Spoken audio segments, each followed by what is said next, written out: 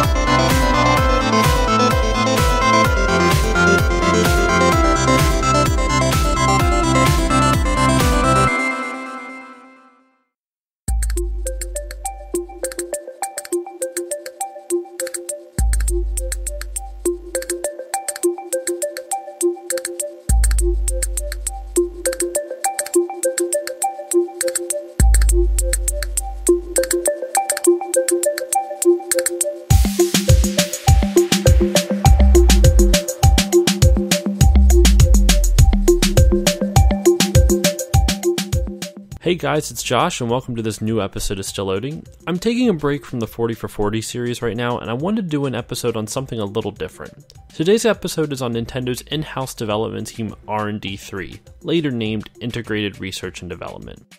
Now I know I've been covering a lot of Nintendo related things since I started the 40 for 40 series, but I promise I have some other things in store not Nintendo related coming up. Before I jump into the work of Nintendo R&D3, let me give you a quick overview of how Nintendo's development team structure works. And to preface this a little, I will not be covering all of Nintendo's development teams with this overview. If I were doing that, I would be here all day.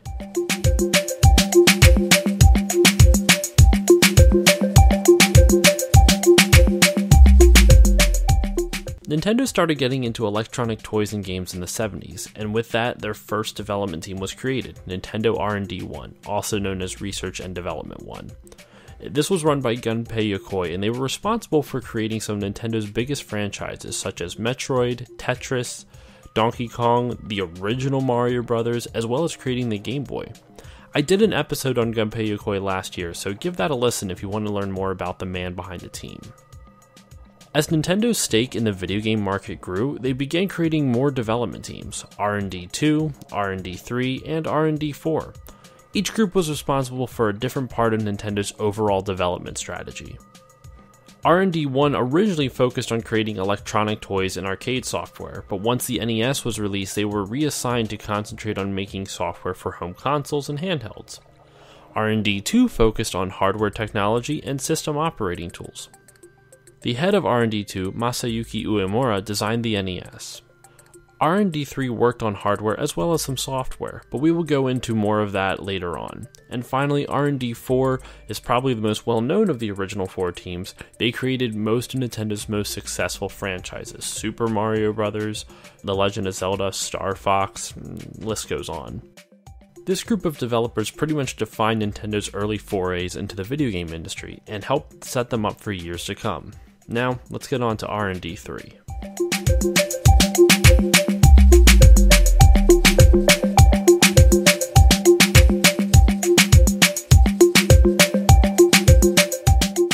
The reason I wanted to talk about R&D3 instead of some of their more popular siblings is I feel they don't get enough recognition. Anyone who is even remotely interested in video games know who Shigeru Miyamoto is and what he has accomplished. And while I do not intend to take anything away from Miyamoto, he wouldn't have anything to develop games for if it wasn't for Genyo Takeda and R&D3. Nintendo R&D3 was created in 1974 and was managed by the legendary Genyo Takeda.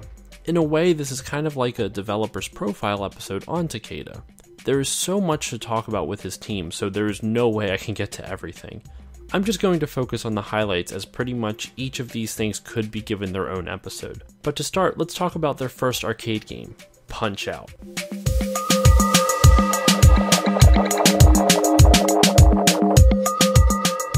Most people are probably more familiar with the NES port, Mike Tyson's Punch-Out!, but this game was originally released in the arcade.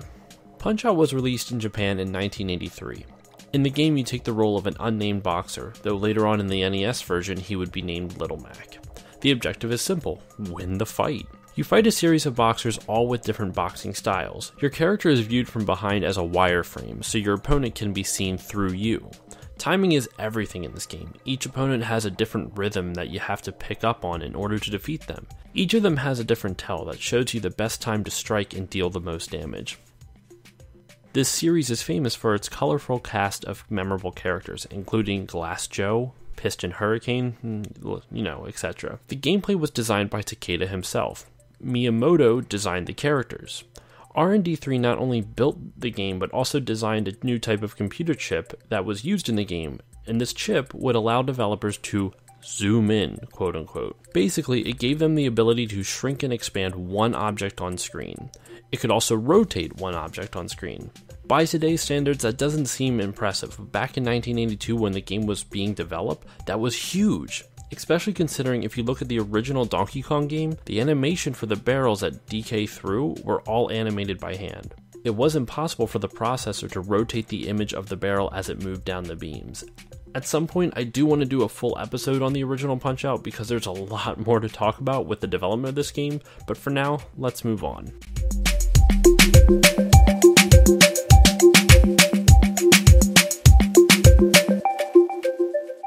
Now, like I said earlier, R&D3 worked on hardware and did not just develop software for Nintendo. They assisted with creating the MMC chips for Famicom and NES cartridges. But probably the most important thing about the MMC chip was its save feature. This was revolutionary. Games up until this point could not save the player's progress. Since NES cartridges are ROM-based, as soon as they lose power, everything the player has done in the game is lost. The MMC chip allows a battery backup to supply the ROM cartridge with a small amount of power so it can keep the player's progress saved. Ever wonder what it would be like to play Zelda without being able to save? Well, thank God you don't have to. Now, in Japan, it was a little bit different because they had the Famicom disk system, which would allow players to save. To kind of combat this in the US market, they had a passcode system where every time you would die, they would give you a passcode up on the screen. You would write that down, so when you turn the game off and back on, you can just type in that passcode and it will take you relatively close to the same spot you left off. This battery backup that R&D3 created negated all that and allowed developers to actually give players the ability to save progress in the US. This technology would go on to be used for Game Boy, Super Nintendo, and Nintendo 64 games. A newer version of this chip would also be used in one of Takeda's most famous NES games, Star Tropics. Star Tropics is an NES game that was released in North America in 1990 and in Europe in 1992. What's interesting about this game is that even though it was developed by Nintendo, it was never actually released in Japan. The game is a Zelda type of game that was designed with an American sensibility in mind. I would call it a Zelda clone, but it does just enough to not warrant that title. Those familiar with this game know about the interesting anti-piracy methods the developers used. Unfortunately, I can't go into this today because this game may possibly come up down the line. Who knows, maybe? Now, R&D3 did release other games after Star Tropics for the NES, but I'm not really going to talk too much about them. They did release Super Punch-Out for the Super Nintendo, just so you know they weren't completely non-existent during the Super Nintendo era. But what I really want to focus on is just a few years later.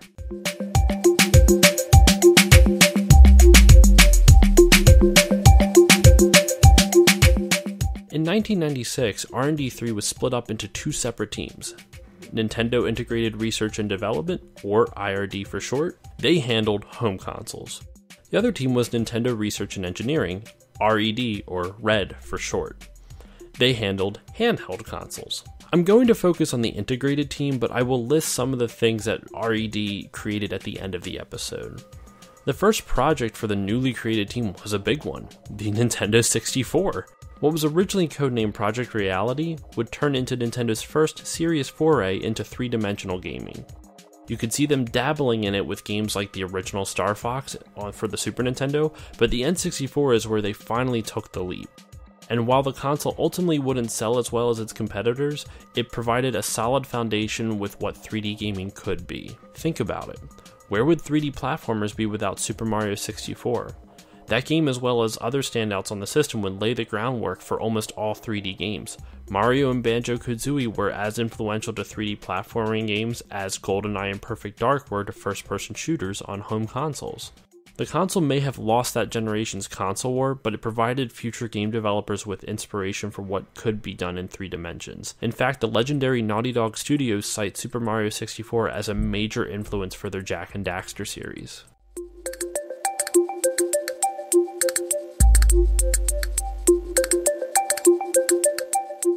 Not only did IRD design the Nintendo 64, but they also designed numerous peripherals for the console. The controller pack, transfer pack, rumble pack, and finally the expansion pack were all designed by IRD. The controller pack would allow players to save their progress for games that didn't come with the same feature built into the cartridge, like the Zelda games did. The transfer pack would allow players to plug their Game Boy games into the pack, and that would transfer data from the Game Boy games to N64 games that had that feature built into them. For example, Pokemon Stadium would allow you to play your Pokemon Red, Blue, or Yellow on the Pokemon Stadium cart. The Rumble Pack would do exactly what its name says. It would make the controller rumble. All these game packs would plug into the bottom of the Nintendo 64 controller. The only one that didn't was the expansion pack. This peripheral would provide the N64 with more RAM, which certain games required in order to play them, such as Donkey Kong 64, Perfect Dark, etc. IRD would also create the Nintendo 64 disk drive, which was an add-on to the console that was only released in Japan. The disk drive was designed to compete with Sony and Sega, who had disc-based consoles out at the time, and Sony was dominating the market with their PlayStation. The disk drive would bring the Nintendo 64 online, improve the graphics, and allow increased storage space. And storage space was one of the N64's biggest problems. Cartridges couldn't hold a lot of information and were expensive to make. In comparison, N64 cartridges could only hold 12 to 16 megabytes of data, while CD-ROMs could hold close to 700. Sadly, the 64DD or 64 disk drive would ultimately be a flop for Nintendo. The disk drive was originally announced in 1995 before the 64 had even launched.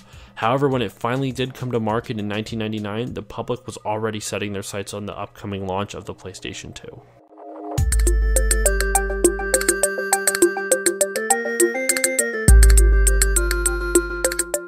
So, after the N64's lifespan, IRD created Nintendo's next big thing, the GameCube. Yes, not one, but 2 consoles now. Like the N64, it did not sell as well as its competitors, but also like the N64, it released numerous groundbreaking games: Metroid Prime, The Legend of Zelda Wind Waker, Resident Evil 4, which I know later was ported to other consoles, but it started out as a GameCube exclusive, and finally Super Smash Bros. Melee. The list goes on, and while the console holds a strong following now, it unfortunately did not go so well back then. But along with the creation of the console, IRD also designed the GameCube controller, a controller that is still the preferred way to play Smash Bros. Today.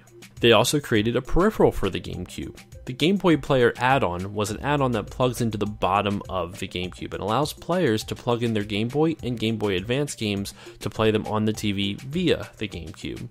All it needed was the add-on and a startup disk that would tell the GameCube how to interact with the Game Boy and Game Boy Advance games. What was cool about this was that it was also region-free, so you could import games from overseas and they would be able to play on your console. Today, it's not too hard to get your hands on one of these, but that's just for the physical add-on. The startup disk is a little pricey.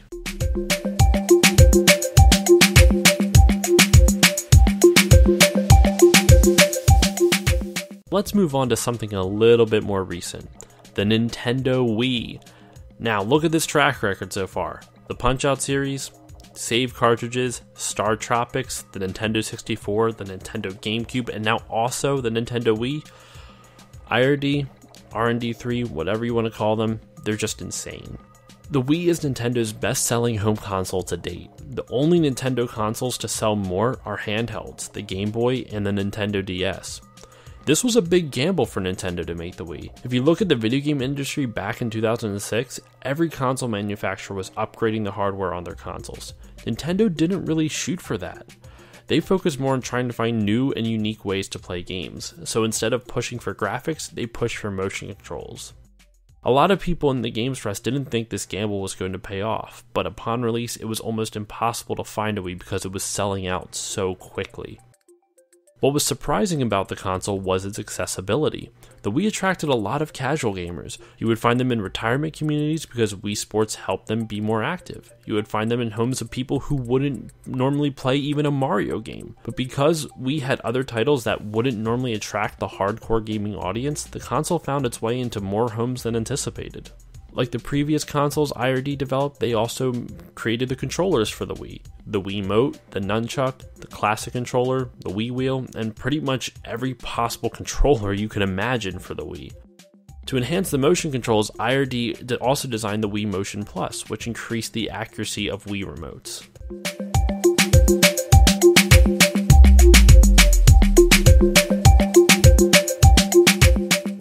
The final thing I'm going to cover in depth is actually IRD's last big project before being broken up in 2015, the Wii U. The Wii U was the failed successor to the Nintendo Wii. It feels kind of weird talking about the console like it's ancient history. I mean, it's only 5 years old, but with the exception of a few notable titles, the console came and went without a lot of fanfare. The Wii U was a different take on what made the Wii a success. As I said before, the Wii was trying to bring in more casual gamers. The Wii U tried to do that as well by allowing up to 5-player couch co-op. Most other systems could only support up to 4 players at once. Since the Wii U had a gamepad as well as the ability to sync up 4 Wii remotes, it could have 5 players playing at the same time. And with this dynamic, it created a lot of interesting gameplay ideas for how 5 people could interact with each other. I think the best example of this was the pack-in title, Nintendo Land. I feel Nintendo Land is one of the most underrated games. It was supposed to be the Wii Sports of the Wii U, but it never really got any attention. The game is interesting because it was one of the few titles that played around with the 5-player dynamic. It was a collection of mini-games based around various Nintendo titles. My personal favorites were Mario Chase, Luigi's Ghost Mansion, and Animal Crossing Sweet Day. So, pretty much all the competitive games. In each of these games, the player who had the gamepad was playing against the players who had the Wii remotes. So for example, in Mario Chase, the player with the gamepad controls Mario. The other 4 players have to catch him. The 4 players play split screen on the TV, while the other person uses the screen on the gamepad. To balance it out, the person with the gamepad would also get a mini-map on their screen, which would show where the other players were within the stage. This way, the gamepad player could then strategize where to run, how to deceive other players. Each minigame would have some variation of this and is endlessly fun with a group of friends. Now, IRD did not develop Nintendo Land, but I wanted to describe the game a little to show what kind of opportunities could happen with the controller scheme/layout provided by the Wii U. Ultimately, the console was a flop. One of its biggest flaws was in fact its name. The Wii U sounds a lot like an add-on to the Wii. This confused many consumers who were not as savvy with the game industry, and it really hurt the sales of the console. So wait, you're telling me I can't play Wii U games on my Wii? The name, combined with the lack of third-party support, doomed the console after just 4.5 years.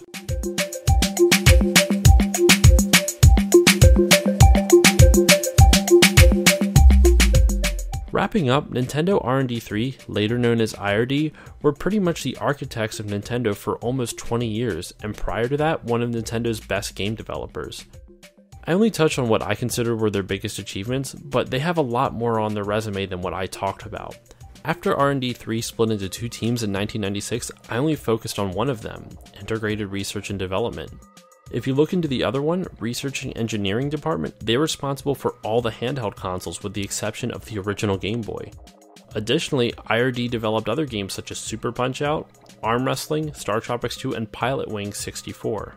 I didn't want to go in depth with everything on this episode because I am hoping to cover a lot of these games/consoles in more detail in future episodes. I also will hopefully do a follow-up episode to this to cover the handhelds that RED designed.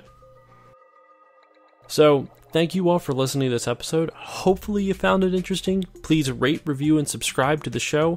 Get the name out, please. You can follow me on Twitter, Facebook, Instagram, @StillLoadingPod for all of them. And this is the last episode I'm doing before Christmas. There will be an episode next week, don't worry. But just wanted to wish you all a very Merry Christmas, Happy Holidays, whatever you celebrate. Spend time, enjoy yourself, take a break from life. I just want to thank you all very much again for listening. Thank you to everyone who's been supporting the podcast continuously, the Hotter Show, Two Guys in a Game, all my friends who continuously jump on to help me out with various topics. I can't thank you enough, and I'm looking forward to the next year. I got a lot of new things in the works, and I'm really excited to share them with you. And thank you again, everyone. I will see you next time.